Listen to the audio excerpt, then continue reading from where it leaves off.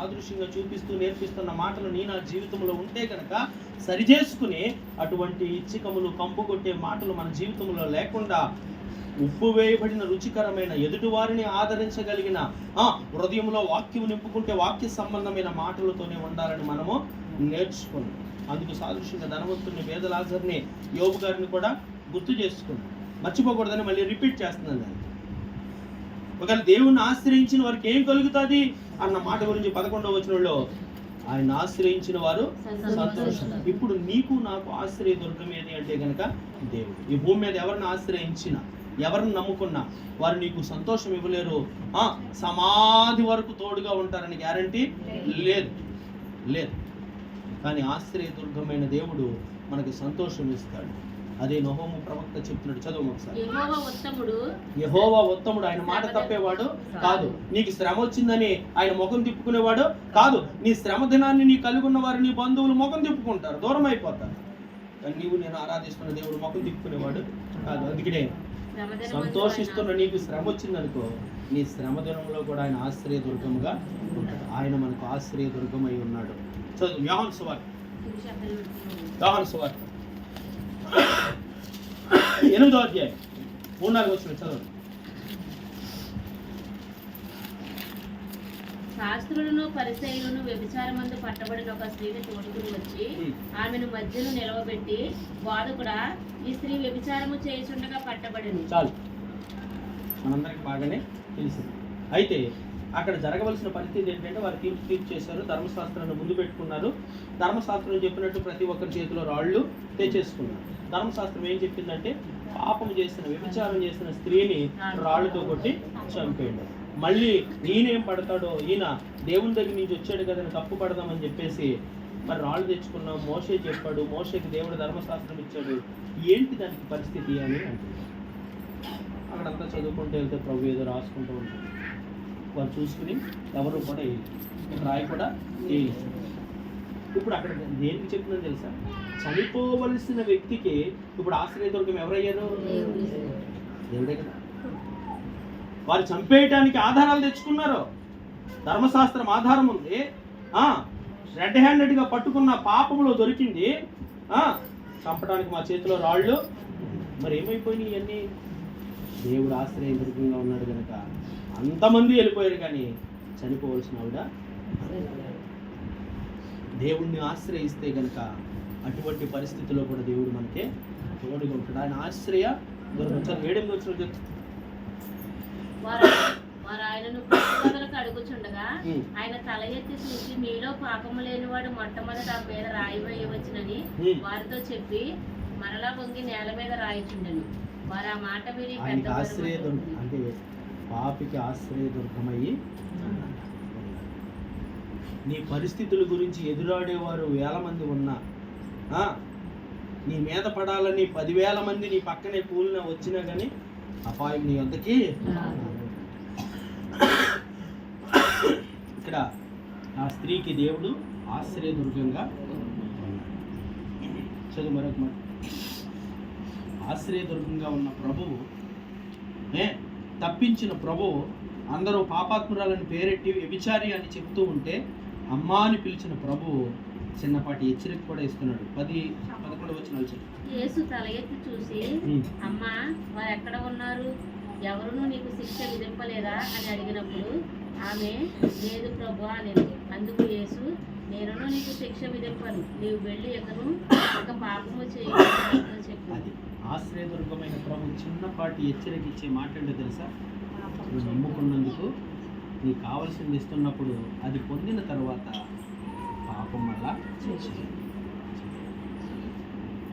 నీ సంతోషం పరిపూర్ణం అవుతుంది.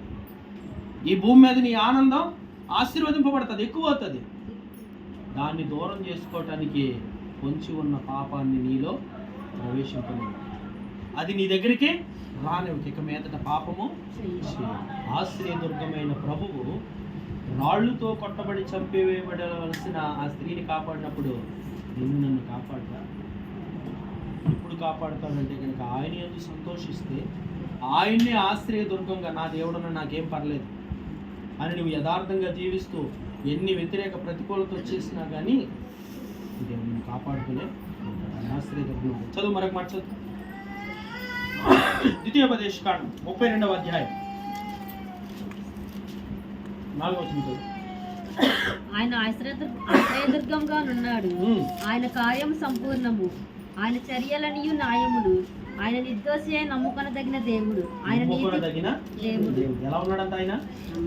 ఆశ్రయదుర్గముగా ఉన్నాడు.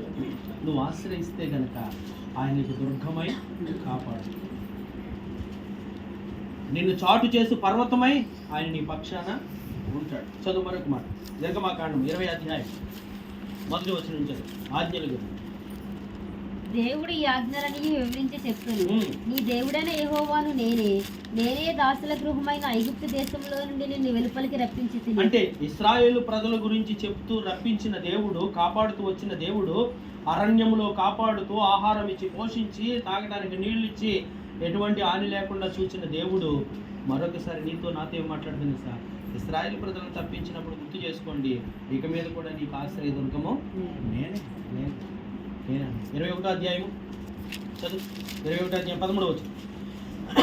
అయితే వాడు చంపవాలని పొంచి ఉండకి దైవికముగా వాని చేత ఆ హత్య జరిగిన ఎడల వాడు పారిపోగల యొక్క స్థలమును నీకు నిర్ణయించెదను.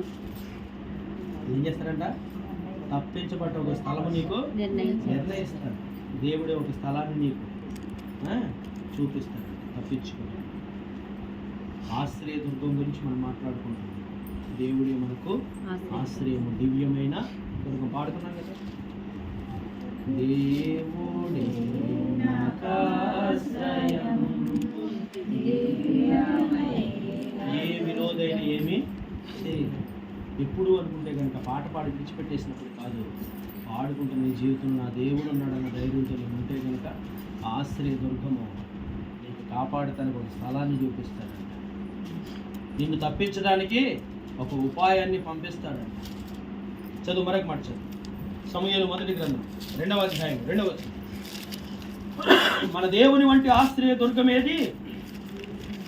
స్పీడ్గా. మొదటి గ్రంథం 2వ అధ్యాయం 2వ వచనం. యెహోవా వంటి పరిశుద్ధ దేవుడు ఒక్కడునూ లేడు. నీవు తప్ప మరి ఏ దేవుడునూ లేడు. మన దేవుడు వంటి ఆశ్రయ దుర్గం ఏదియూ లేదు. ఎవరు నమ్ముకున్న వ్యర్థం. దావీదు రాజై ఉండి యుద్ధ నేర్పరై ఉండి యుద్ధము చేయగలను, ఎంతమందిని జయించగలన ధీమా ఉండి ఏమన్నాడు తెలుసా? కొండల తట్టు నాకు కన్నులు ఎత్తిన సహాయం నీ దగ్గర నుంచి రాకపోతే నేనేమి. మన దేవుడు వంటి దేవుడు ఎవరు కూడా లేరు. మన లాంటి దేవుడు లాంటి ఆశ్రయ దుర్గం ఏది కూడా లేదు. చాలా మందికి తెలియక, దేవుణ్ణి ఆశ్రయించక, దేవుని శక్తి సామర్థ్యాల గురించి అవగాహన లేకుండా అనేకమైన వాటిని, అనేక మంది వ్యక్తులని, అనేక మంది స్థలాలను ఆశ్రయిస్తున్నారు. నీ దేవుడు ఎక్కడికో రమ్మంటలేదు. దేవుడు అని నువ్వు ఎరిగినప్పుడు నా దేవుడే నాకు ఆశ్రయము, నా దేవుడే నా ఆశ్రయ దుర్గమని నువ్వు అనుకుంటే కనుక ఎటువంటి అపాయము ఏ దిక్కు నుంచి వచ్చినా కానీ ఆయన నిన్ను కాపాడాలి. చదువు మరొక మాట. 2వ సమూయేలు గ్రంథం 22వ అధ్యాయం 32వ వచనం.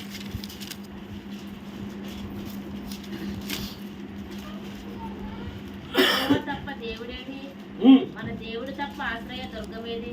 అసలు ఉన్నాడా వేరే దేవుడంటే? వేరే దేవుడే లేనప్పుడు ఎందుకు ఏదో చూపించి ఎక్కడికి వెళ్తూ ఉంటే ఆ దగ్గరికి వెళ్తాం? ప్రశ్నిస్తున్నాడు దేవుడు. భక్తుడు చెప్తున్నాడు, మన దేవుడు తప్ప వేరొక దేవుడు ఉన్నాడా? ఆయన తప్ప ఆశ్రయ దుర్గం ఏదైనా ఉందా? నెవర్. మరి తెలియక మనుషుల కల్పనా కథల వైపు, లేకపోతే వారి చేతులతో రూపించిన వాటి దగ్గరికి, లేకపోతే ఆత్మదేవుని చేత రాయింపబడిన పరిశుద్ధ గ్రంథ పరిశీలన లేకుండా మనుషులు రాసిన గ్రంథాలను పఠించి వాటి చొప్పున చేసే వారి దగ్గరికి వెళుతున్నావేమో, వారిని ఆశ్రయిస్తున్నాము. మన దేవుడు తప్ప, వాక్యమైన దేవుడు తప్ప వేరే ఆశ్రయ దుర్గము లేదు. చదువు మరొక మాట. కీర్తనల గ్రంథం 144వ అధ్యాయం 1వ వచనం. నాకు ఆశ్రయ దుర్గముకు యెహోవా సన్నతింపబడును గాక. ఆయన నా చేతులకు యుద్ధమును. అలా చెప్పు. 91వ సంకీర్తన 1-2 వచనాలు. మహోన్నతుని చాటున నివసించువాడే సర్వశక్తి నీడను విశ్రమించువాడు. 6వ అధ్యాయం 9వ వచనం. కీర్తన కదా 6వ అధ్యాయం 9వ వచనం. యెహోవా నా విన్నపము ఆలకించి ఉన్నాడు. యెహోవా నా ప్రార్థనను అంగీకరించును. నా శత్రువులందరూ సిగ్గుపడి బహుగా అదరుచున్నారు. చాలు చాలు. నీవు దేవుణ్ణి ఆశ్రయదుర్గంగా చేసుకుంటే కనుక మొట్టమొదటిగా నీ విన్నపమును ఆలకించే దేవుడుగా, అది శత్రువుల గురించి అయినా దేని గురించి అయినా నీవు దేవుణ్ణే ఆశ్రయదుర్గంగా చేసుకుని దేవుణ్ణే